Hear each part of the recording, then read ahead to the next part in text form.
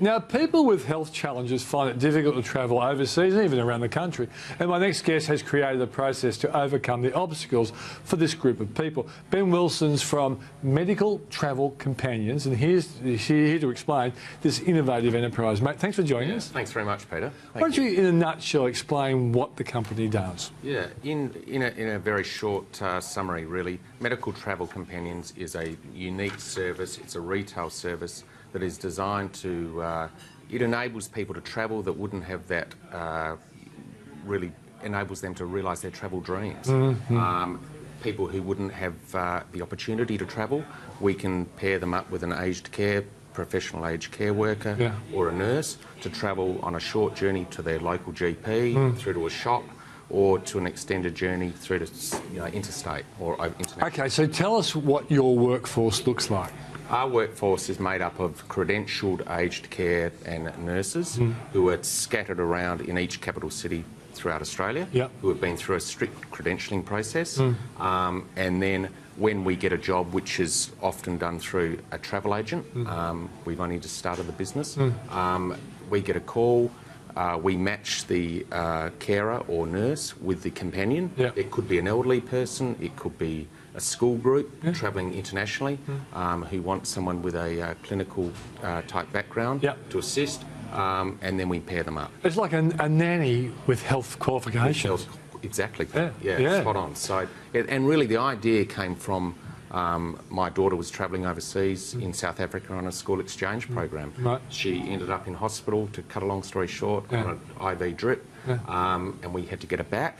She couldn't travel. She's all fine now, but she was in a wheelchair coming home, so she needed a companion to come back. And then I thought, through our existing business, which is involved in the health sector and aged care sector, I thought there could be a market there of people who require someone to bring them home, whether it's, that was obviously a critical type case, but there are a lot of people sitting at home would love to travel on a short trip or a long trip, and this gives them that opportunity. Yeah, I'm sure there are a lot of elderly people who might have family members in the UK or Europe or America or something like that, and they would never travel on a plane by themselves. They might be 70, 80 years of age, but if they actually had someone with them that could actually help them and look after them, they might actually do it. Yeah, exactly, Peter, and it gives them reassurance, for instance, and the other idea came also from my parents who are elderly, and my father can't travel by himself, but he would travel with a companion that he trusted and knows. Well, what are the economics of it? Because obviously, it would be expensive, but I guess if you wanted to go to the Gold Coast with the cost of airfares from Virgin and Jetstar nowadays, you probably actually could do it at reasonable rates. Yeah, the rates really vary from a qualified carer, Peter, right through to a nurse, but they start off at about $490 per day for the carer, and sometimes it's literally taking them from point A to point B, and then the person returning back. So it can be quite short, or it can be split up amongst a group. We've had quite a lot of inquiry from people going to places like Hamilton Island, or they could be going up to Singapore, and that cost is obviously defrayed between the group. And also school groups, it would be a great risk reducer if teachers thought, well, there's a medical professional on board with this as well. Yeah, and quite often the school groups go away and they do have a parent who might be a medico, and they go on the trip with them. But quite often it's quite nice to have an independent person who's not associated with the school who can go on the trip. And I guess also, being a business, you have insurance to cover that particular person and any professional mistakes they might make.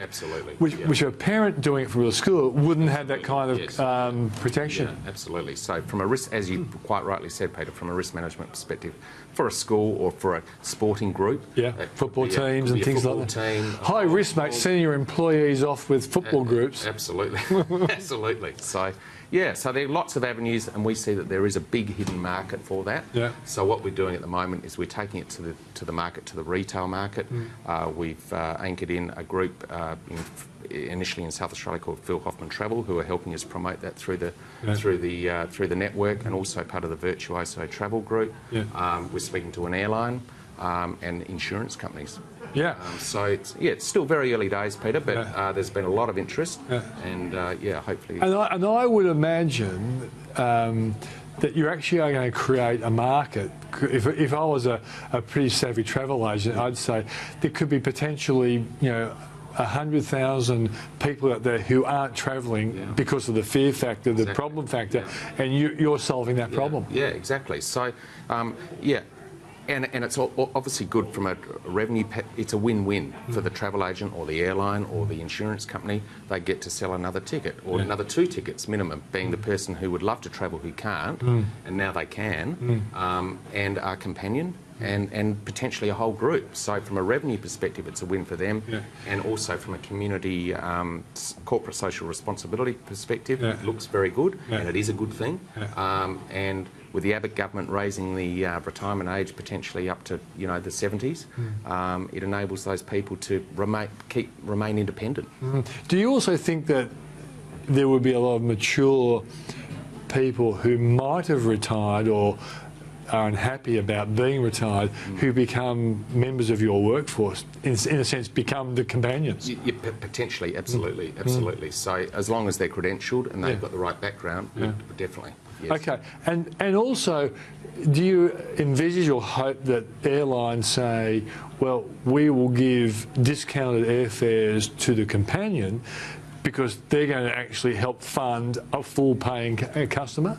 Potentially, yes. That's something that we have discussed. But at the moment, as I said, Peter, we're probably 60% of the way down there through the discussions. The ideas are going to emerge day by day as you actually...